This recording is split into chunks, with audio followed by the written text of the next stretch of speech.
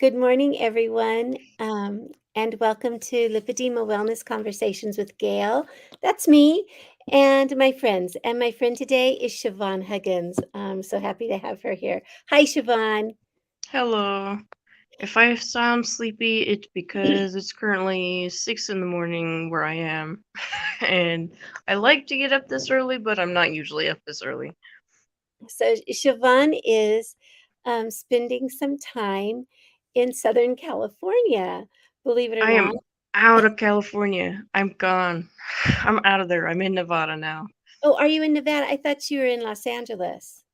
Nope. I'm in Las Vegas at this point. Las Vegas. Oh. I am so sorry. Because when you said you drove from San Diego to Los Angeles, I'm like, why did you just go there? Well, it was actually because I was in San Diego for the conference that went on there, low carb conference, symposium for metabolic health. And what ended up happening, because I never pay attention to the weather, and I forgot to tell my dad where I was, so he wasn't telling me. He's usually the one who's like, by the way, there's a storm. What ended up happening is that there was a tropical storm that came in, and it was like the first hurricane to touch land in Southern California in like 80 years or something like that. And we were so originally I was going to fly out on Monday evening. That obviously did not happen. Um, and that is because all of the Southwest flights got canceled. And I talked to Dave about it. And I was like, look, if my flight ends up getting canceled over this, then I'll just go home with you because you have a car and it's not going to get canceled. And we can also adjust as needed depending on what the weather is doing. And so originally we were going to go to LA for some other stuff and then head to Nevada right away. But the storm actually moved so that it was heading straight for Nevada. It's like, Okay. okay, we're going to camp out for a little bit and wait until this passes. So first went to LA, stayed there for a day, and then we came to Nevada. And I'll take a flight back home tonight now that things have settled and I can finally go home. Well, okay, so that was a long trip to get home when you're not there yet. So, Yeah. and this tropical storm had a name, Hurricane Hillary, and Mhm. and um, a lot of people are catching the edges of her as she's come through. And I thought I'm the same as you. I didn't know that I don't know to watch the weather and if I except by looking out my window. It's, oh, it's rainy today. Right. And I was so happy. I was so happy to see the rain. And someone's like, oh, those are the edges of Hillary. And I'm thinking, who? But you're right.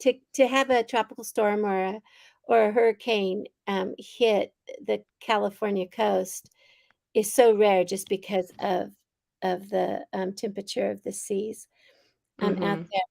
So now, Siobhan, I want to introduce you a little bit more than just the girl who can't get home due to Hurricane Hillary.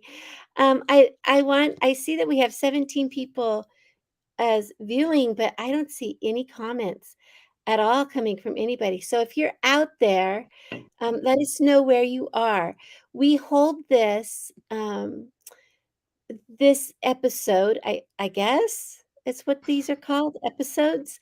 We hold this broadcast on the fourth Tuesday of the month early in the day so that we can reach the our lipedema community who are in Africa and Europe. Because usually when I hold it, you guys are all snoozing, and our sleep is so important. So that's one of the reasons we hold it. The other reason that we hold it in the morning is because on the fourth Tuesday evening of every month, we hold a tribe Q&A, and we don't want it to interfere with all the questions that are flowing. So, if you will, put comments in, tell us where you're from, and I'm hoping that I'm not frozen up on my comments because I don't see anybody making comments. So make a comment, hit the thumbs up, hit the heart, and let's see if I can get some comments coming in because it'd be really sad if I'm not getting comments. Well, I will cry. Julie Rosa, are you out there? Agnieszka, are you out there? Nothing. Do you see comments, Siobhan? I don't know how to see comments. I am Okay. on. Oh, I see. You're Okay, there's a you're on chat, your phone. You're on your and phone. then Yeah. comments. No, I don't see comments. Okay, Oh, here they are. Here they are. there they are. They were just delayed. Woohoo! We have Susan here. She's in Michigan, and she says she's newly diagnosed. Susan, I'm so glad you could join us. Carrie's here. Carrie Zurowick from Massachusetts, just diagnosed with lipedema last week. Oh, Carrie and Susan, you guys are not alone. We are all in this together, trying to figure out Mm-hmm. how to even move forward. Thankful for your site. We have Jamie from Virginia. Hi, I spent 9 years in the Fairfax, Manassas area. Hello, Jamie. Cheryl's here from Wisconsin. And then Margaret Lopez is from Atlanta. So we have some people over on the East Coast, and we are so happy that you are here with us today. So the way this works, for those of you who have never attended or watched or watching this later, the way this works is I usually hold a conversation on Tuesdays with a friend. It could be a coach, it could be an expert, it could be a member of the community, it could be somebody I don't just drag people off the street. I try to pick my guests with some dignity here. But Siobhan, um, as you can see, I've put her email address at the bottom. Siobhan is a researcher for the Lipedema Project. And I've been working with Siobhan for over a year now. And I've actually got to meet her in person, which is all exciting. I met her at Keto Fest. And she does this wild thing called makes presentations at conferences. She has brought lipedema into her topic. She um, talks about a lot of things. A lot of times she just talks about fat and if we should eat it or not. She talks about whatever she can find to talk about. And over the last year, she's been bringing lipedema into the low carb keto community through her presentations. So, Siobhan, welcome this morning. What do you have to say for yourself besides you're now dry in Las Vegas? Yeah, it is actually dry here. So what's kind of interesting is you mentioned like me bringing lipedema into the low carb space. They're very receptive, and it actually came up twice at the conference I was just at. So I wasn't speaking. I was we call it boothing. I was manning a booth for our company, and so I was mostly at the booth most of the time. However, I I joked that I softly pleaded with Dave to let me go watch Gary Taub's talk, and then I always watch Dave's talk. And so it came up both times actually. So both times I was actually there to watch it. It came up. The first one in Gary Taub's talk, he was talking about the history of obesity. And for those who don't know Gary Taubes, he's an investigative journalist. He's written several books. His most recent is The Case for Keto, which I highly recommend. He's very well researched and he's very fair. He tends to not overstate things, which I appreciate. So he goes off of just the information that we have. Um, I'm also a huge Tabs It's called, fangirl, so I'm gonna put the, that out there. it's called The Case for Keto. Yes, The Case for Keto. Yeah, because his books, and it's Taubes with an E, correct? Taubes? Yes. Okay. Yeah. So he was talking about the history of obesity in there, and he mentioned how post World War II, there were reports from Germany specifically, I think, where they were suddenly seeing this mysterious type of obesity, as far as they knew, where it was exclusively women. It was gaining fat specifically in the lower body, and it was often painful, and it was very confusing because it was actually popping up. War tends to mess everything up, and that includes in terms of the food supply. So there were food shortages and food scarcity at the time, and yet they would have these families where everybody was starving, but then the woman of the household would appear like she was obese. And he talked a little bit about how they would feel guilty about it because it's like they weren't sneaking food. Obviously, there wasn't any food to sneak in the first place, but they were still gaining fat. So a lot of what he focused on was actually lipodystrophy and different fat disorders, like clearly showing that this can sometimes be more complicated and that obesity may actually be pretty complicated in itself. But what's interesting is this was about 20 or so years. It was, yeah, I think it was like 1926, so maybe 10 Nice. Yeah. years. The No, 15, whatever. It was a while before lipedema was actually Right, named and diagnosed in 1940. right. So, but by all descriptions, exclusively female, the lower body, and I think he also said the like lower abdomen or abdomen, and painful. The fat itself was painful, sounds like lipedema to me. But I find it fascinating. I started texting you and Leslie and Catherine, like, I wonder what they were eating at the time. Like, this was after World War II, but even with the food scarcity, like maybe malnutrition, maybe nutrient deficiencies, because it seems like post war, during food scarcity, there was this sudden increase in lipedema appearing, and I'm pretty curious about what triggered that. Um, so So, he didn't.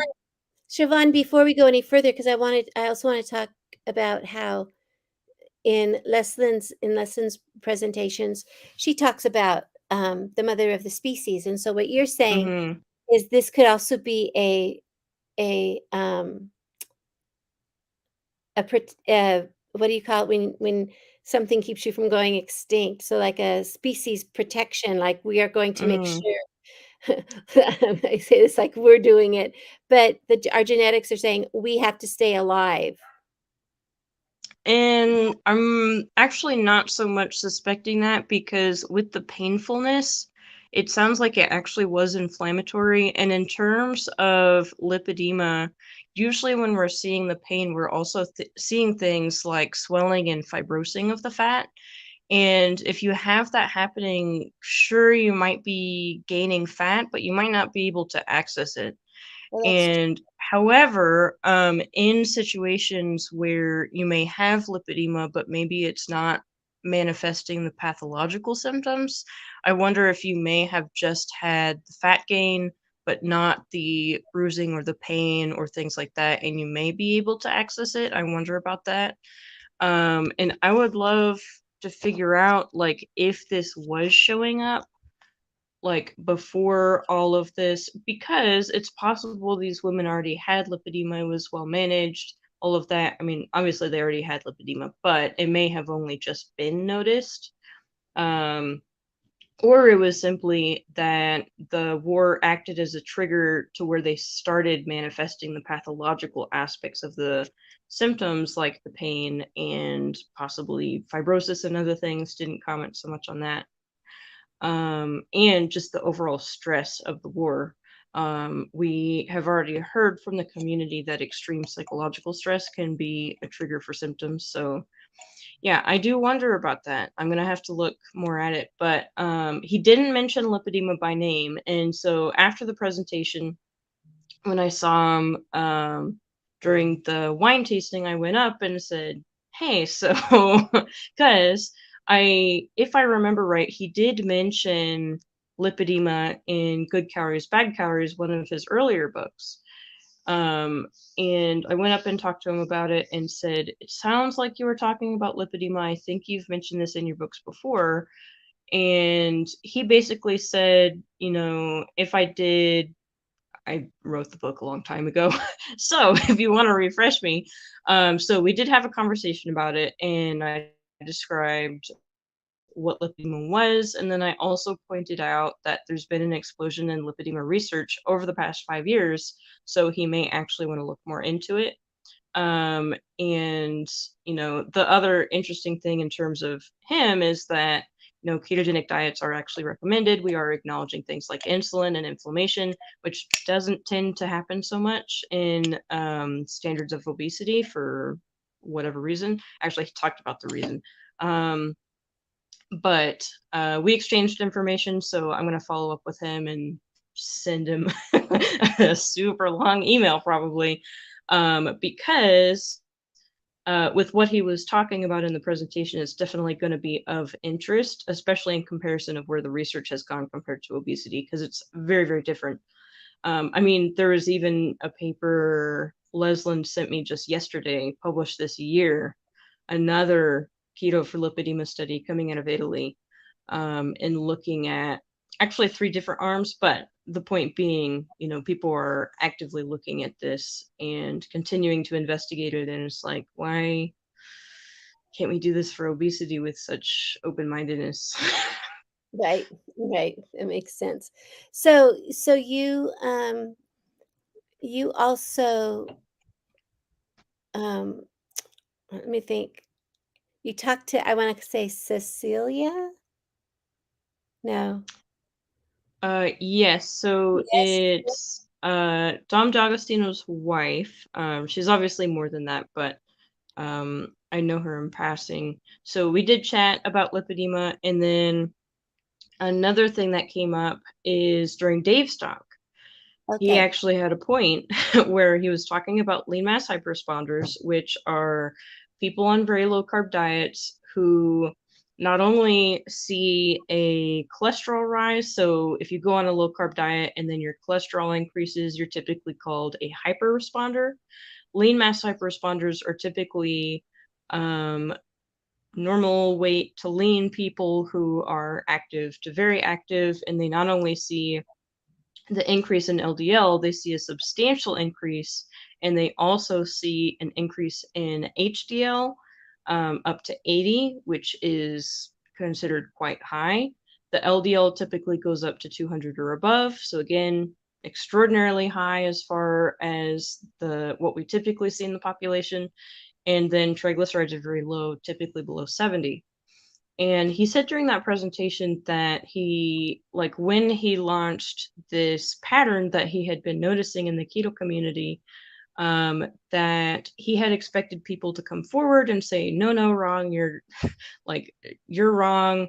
Um, Actually, I am higher body fat and I have this profile. So clearly it has nothing to do with body fat percentage or anything like that. And he hadn't seen that. So, me loving to publicly correct Dave as much as I possibly can, I went up during the Q&A and I said, actually, we have seen that in a community that I work quite closely with which is the lipedema community. So I know a few people with lipedema who have said, actually, I have a lean mass hyperresponder lipid profile. So they have the high LDL, the high HDL, and the low triglycerides, and they saw that occurring when going on a ketogenic diet.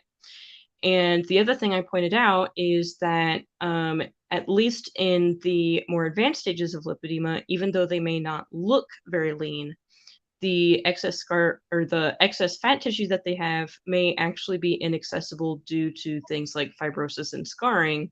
And so, as far as their body is concerned, they may be functionally lean, and therefore they may be functionally lean mass hyperresponders. And he thanked me for pointing that out because, of course, he did know that, but he had been in quite the headspace when working on the presentation, And so we got that mentioned, to make sure people are aware that this can actually pop up in people who do not necessarily visually look lean, but as far as their body concerned, they might act like they're lean, including this type of profile. And interestingly, as a result of that, someone came up afterwards and said, I wanted to thank you for mentioning lipedema, because I have lipedema. And I feel like we often get overlooked in pretty much whatever community we're in. And it just so happened that this woman lives about 20 minutes away from me. And so we exchanged phone numbers, and I said, you know what?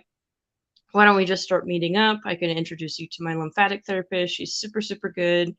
I've been going to the pool. Maybe we can go to the pool together, do aquatic exercises together, and we can just hang out. And you can have someone in your circle who's going to get what you're talking about and why you're frustrated and what you're going through. And we can just make that connection, like commit to that connection right here now. And just because I've been thinking, oh, I should probably make some local friends beyond Amber. Like Amber is great, but she's also frequently out of the country and out of the state. So having someone else to hang out with would be great. And like people like this who are very motivated, very excited to improve their own circumstances and experiment and try new things, really excite me as well. I find them very fun.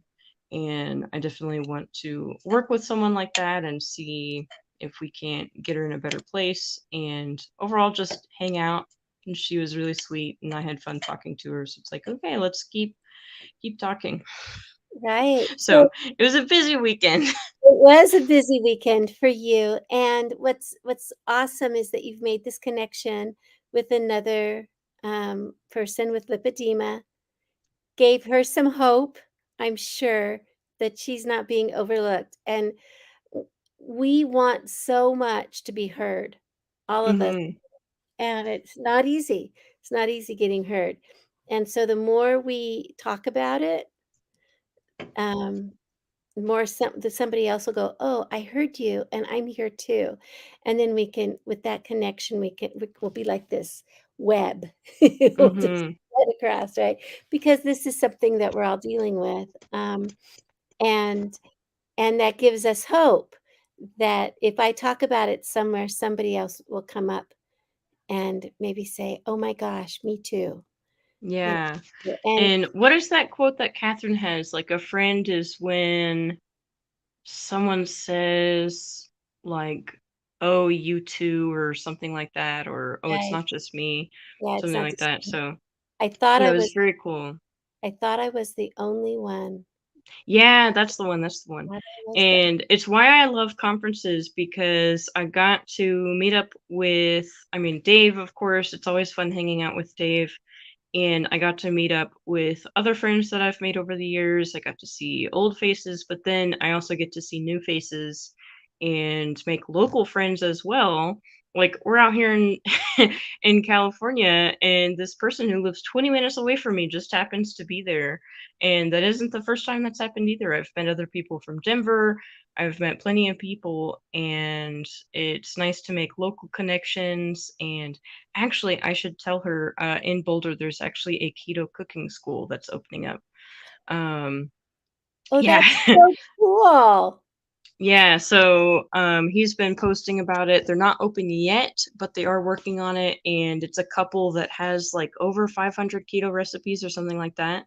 And they tend to focus on French style cooking, so fancy, like plenty of meat. And so I'm very excited about that. I'm definitely going to hop on board and definitely tell all the locals about it as well. Oh my gosh. That's the first time I've heard about it. That's phenomenal. Good for you guys. Just right there in Boulder, Colorado. A Yep. I'm guessing keto I'll either be able to walk to it or bus to it. So I'm oh, very that's excited about that wonderful. happening. Um, and so Jamie wants to know if you can discuss the relationship to LDL and lipedema a little bit more, maybe a deeper detail. Yeah, so we don't know a ton about it. There've been a couple studies focusing on LDL and lipedema, but they're kind of mixed. Although one of them that I tend to reference the most is one that talks about how they BMI matched. Huh. I'm like, wait a second. They BMI matched. So basically, they had people with lipedema, and then they had another group that presumably did not have lipedema, but same BMI, so presumably same amount of fat mass. And what they found in that one was that the cholesterol seemed to be slightly higher, and HDL slightly higher as well. But we don't know that definitively. We would need more studies to see if that's a common thing or not.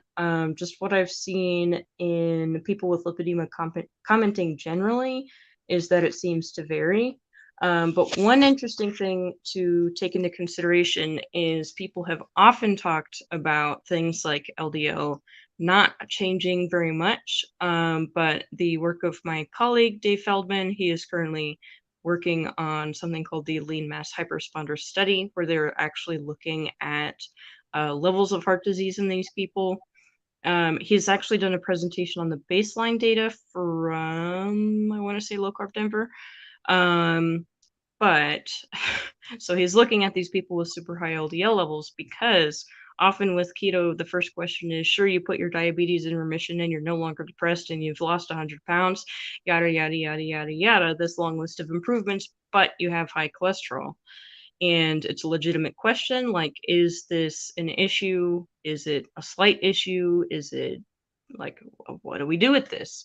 Because there are many people who are on keto for conditions like lipedema, like epilepsy, like depression, like diabetes, all of this stuff where they can't necessarily just transition away from the diet because they're using it to manage a chronic condition. And there are some people who can go on keto temporarily and resolve their issues and then move away from it, but that's not everybody. Um, so he is doing a lot of work to just investigate that directly and see if these people have higher rates of heart disease compared to other people. I mean, once we have the data, we can compare to whatever population we have data on because we'll have information like their age and stuff like that. And from the preliminary data, he had mentioned that the baseline group has been on a ketogenic diet for a while. So the inclusion criteria was having been keto for, I think, 2 years. But actually, the average was, I think, something like double that. He mentioned it in the prelim data. But so that is in the works so we can get a bit more information. But the other thing is, like I mentioned at the beginning, there are people who say, I went on a ketogenic diet and my cholesterol went up. And so clearly there are things that can influence cholesterol levels, otherwise they wouldn't be experiencing that. And not only, a little bit, but I mean, even if you just look at HDL and triglycerides, we can see repeatedly in studies that that can be influenced by a lot of different things, physical activity and different diets and some medication, stuff like that. But LDL in particular, it's changing substantially and it seems to depend on context. So in the Verta data, Verta works with type 2 diabetics. They typically are higher BMI. And what they found is that their LDL didn't change very much. But that goes along with data we have on fasting. So if you look at the studies on fasting and what it does to cholesterol, it actually depends on what group you're looking at. So if you're looking at a higher BMI group, they have larger amounts of fat mass, their LDL actually tends to go down on a fast. But then if you look at people who are lean, normal weight people, their LDL tends to go up on a fast. And that is the same response we see in terms of ketogenic diets. Higher BMI, presumably people who have access to their fat, so maybe a little bit different in lipedema, just depending on the context. So higher fat mass, if you have access to it, LDL tends to go down on a ketogenic diet. But then if you've lost the weight, you're down to a lower accessible fat threshold, then LDL tends to start creeping up at that point. So Dave Feldman has actually a paper published at this point on the lipid energy model, which is talking about the influence on energy metabolism and cholesterol levels. Wouldn't so I mean, if you're a big geek like me, the paper is a good read. It's super in depth, but he does also have a video abstract that I'll see if we can put somewhere. But you can also look it up on YouTube. Just look up his YouTube channel, Dave Feldman, and he has the video abstract there. And then he has tons of presentations and stuff on this on YouTube. And it's evolved and gotten more complex over the years, but largely the premise has stayed the same, which is that it may be that fat metabolism in particular is influencing these levels. And in which case, we definitely want to know that and investigate it and see if it's something that is concern or isn't of concern, or it depends on the person of concern. So I think that's super awesome that that's in the works. And let's see, he said that the last person got their scan in February of this year, and so they'll get their second scan because they're doing CTAs. So CT angiograms, which scans the heart and not only looks at the calcified plaque, but also the soft plaque. So older plaques and younger plaques, or more advanced, less advanced. And so they'll get the last scan of the last participant in February of next year. And then it's a lot of looking at what the data is, doing the data analysis, publishing it, and publishing timelines tend to vary because it just depends. But at the very least, that will be incoming soon.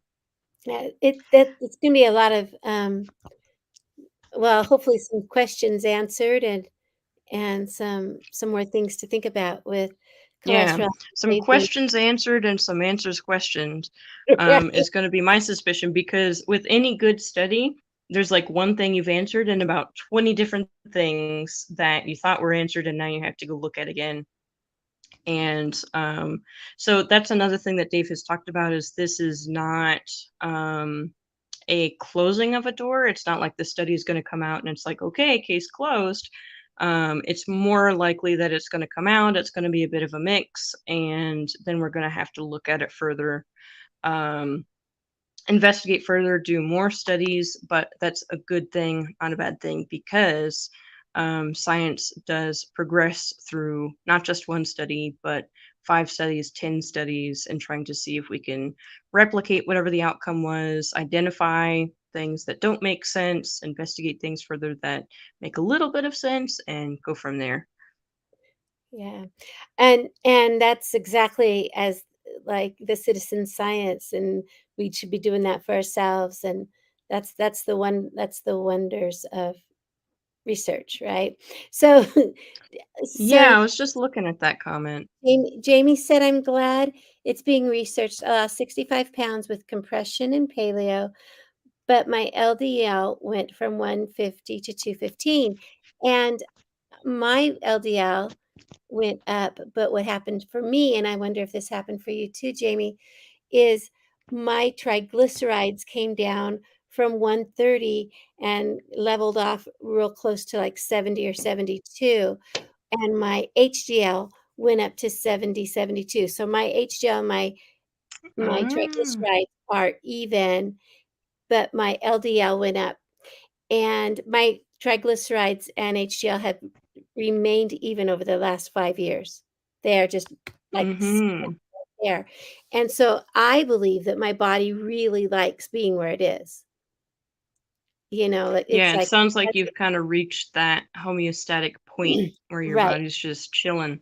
and so Um, my doctor always says, Your LDL's elevated, but boy, do you have good HDL and triglycerides, so we're not gonna worry about you," you know? Yeah, and It's it's very much an individual case because everybody's going to have their own context. They're going to have different doctors, different perspective, different concerns, stuff like that. But it's good that it's getting studied so we can get some direct answers to this. yeah, Because I would be very interested if Jamie were in a similar situation where she was in that spot where her HDL was at 70 or 80, triglycerides were 70 or below, because that's exactly what I was talking about. There are actually these people out in the lipedema space? And the other question I asked is, should we be studying them? Like, if we study them, are we going to learn anything new? And he pretty much said, yes, please. We might actually learn a lot from people with lipedema who have this profile. So that was quite exciting. Yeah, yeah, And my own has bounced around. So I'm actually not. So I'm 7 years into a ketogenic diet, and I'm still changing. So my weight went down quite a lot on keto, and some things will increase it and other things. And it's as I'm working on different things, and different things are my priority. So I don't actually focus on being as skinny as humanly possible every single hour of every single day. And actually, recently, it hasn't been my focus at all. I have been working on a lot of manual therapies, so things like manual lymph drainage, things like dynamic cupping, like scanning tools or gua sha tools. And I've been working on improving the health of my body a lot. And health doesn't necessarily mean being skinny every single hour of the day, or being as low body fat as my body will allow. So it's kind of been interesting, because when I got into keto, I was super focused on weight loss because I was 240 pounds, and at 5'2" and change, that's a lot on me. And I did have abdominal obesity, wasn't just lipedema. The vast majority of it was actually just simple obesity. And I did end up losing that, and that was my focus for a long time. And then it was maintaining, and but I still had some work to do in terms of improving metabolic health, and just experimenting, and circumstances were changing and contexts were changing. And so it's still it's still going on, where I'm focusing on different things. And the main thing I'm focusing on right now is just trying to improve the health of my tissue, and helping to improve lipedema and the symptoms that come with that, and hopefully addressing underlying causes, not just the symptoms themselves, but trying to figure out why the symptoms are happening, and help my body out directly so it doesn't have to deal with those symptoms as much anymore. And granted, I am at a lower stage. I'm only stage one, but I want to work with my body as much as possible, and help it out as much as possible. And if it is struggling, even if it is at a lower level, then I want to try and help with that. So, been working on that. It's been going very well, but it's also been very mentally taxing. I've been closely documenting, well, not as closely as I would have liked, but I've been documenting the changes that have been happening, and improvements and stuff. And it's kind of taken over my entire brain. So at a certain point, I had to say, you know what? I'm not going to focus on being skinny right now. I'm still going to eat healthy for me in a way that keeps lipedema symptoms minimal, but I'm going to go ahead and just relax a little bit, not hyper focus on it. And that's actually been going fine. I did end up gaining weight, and then I stabilized, but I have tightened up at one point to see what would happen, and it did start coming off again. It's also evenly distributed, so it's not that the lipedema has progressed, it's just I'm slightly fluffier than usual. But what was cool is I was actually talking about this at the conference, and I was kind of apologetic. Yeah, I'm kind of larger than I usually am. I'm just not focusing on it right now. But the response from people was basically, "Oh, you shouldn't worry about it at all. Like, you're looking super healthy." I actually had blood work that came in while I was there. Everything looks fantastic. My insulin is the lowest I've ever seen it in a healthy range. My lipid panel looks great. My HDL is the highest I've ever naturally seen it. And yeah, people were just like, "Oh, you shouldn't be worrying about it, man. Just like focus on one thing at a time." There is this other woman who's like, "I'm not at my prime right now either. I gotta like work on this stuff, and I'm working through some stuff." And it was really nice, because it was actually something I was concerned about going in, like, oh, people are gonna see me, they're gonna wonder if I've like fallen off the wagon or something. And no, but they totally got it. Like, you can't focus on everything all at once. You gotta prioritize sometimes, and then once I'm kind of through that, I'll circle back around and focus on tightening up a little bit again. And I think it'll be easier to do at that point because I'll have more of that mental bandwidth and can just think about it. Because it takes up a lot of your head to be thinking about, oh, should I be doing this, doing that, not doing this, not doing that? And I just don't have the headspace for it right now. But everybody was like, "You're doing great. Don't worry about it." Oh, that's so nice to have that support, and you have to support yourself that way too. You just have to give yourself some grace and say, "You know what? I'm I can't do it." I mean, I had a conversation with Catherine yesterday, Mhm. um, and part of my conversation was, "I'm tired." You get fatigued always being focused on certain Mhm. things, and sometimes you just have to say, "Okay, I'm gonna rest," because our bodies do not want to lose weight. They want to hold Yeah. on to this stuff. When They want things are stressful, the way that I put it is when things are stressful, when there's a major injury happening or major healing happening, something that we often see is people don't lose weight. Even early into keto, they may go keto initially and they may lose the water weight and then they stall out. It's happened to family members. They stalled out for 3 months. And I was like, you know what?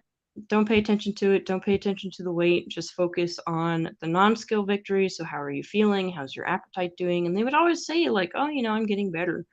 Or at least like 99% of the time, they would say, I'm getting better. Things are improving. I'm less hungry. I have more energy. I'm not swelling as much. I'm not in as much pain. I don't have the joint pain anymore. I'm just not losing weight. It's like, okay, why don't you just wait? Just wait it out. Like, let your body do what it's going to do, because there's a lot of things that can increase insulin resistance and increase weight and increase insulin levels even. It's not all related to carbs and what you're eating necessarily. Certainly can be, but there are other things that can come in. And if that is the case, sometimes you just have to get through those things and your body will take care of itself. And then once it's done prioritizing other things, that's when they'll usually see the weight starting to decrease again. And it's like it always sounds weird to be like, sometimes your body's priority is not weight loss. It's focused on more important things, like getting healthier in general. And yeah, usually once that's done, the side effect is weight loss if there is weight to lose. But yeah. it's it's one thing to say that, and then it's another thing that's like to live it. It's Yes. one thing to give advice, it's another thing to follow it. Right, right, and Siobhan, we've been on here for 45 minutes, and we do have other questions, and I wanna let Margaret and, Amaret know we do appreciate your questions because they wanna discuss pain, and they wanna discuss, that are my legs getting bigger? But we are running out of time. Siobhan and I both have a meeting in 15 minutes that, we both have Mhm. to get for, and we've been with you for 45. But I want before we go, I need to let you know, for those of you who have questions, we're having a free webinar on Thursday the 24th. That's the one that's coming up, the Thursday that's coming up in a day and a half, day after tomorrow. I'm going to put it up, here so that you can see, the name of it. It's a free webinar, August 24th. Your body is talking to you. Pause and listen. Could it be lipedema? So it talks about listening to our bodies, and it's going to be facilitated by Catherine Seo, Dr. Catherine Seo, and Lisa Drure. And they have amazing stories, and they have a lot of good information. So please make sure that you come to our free webinar on August 24th. Register for it.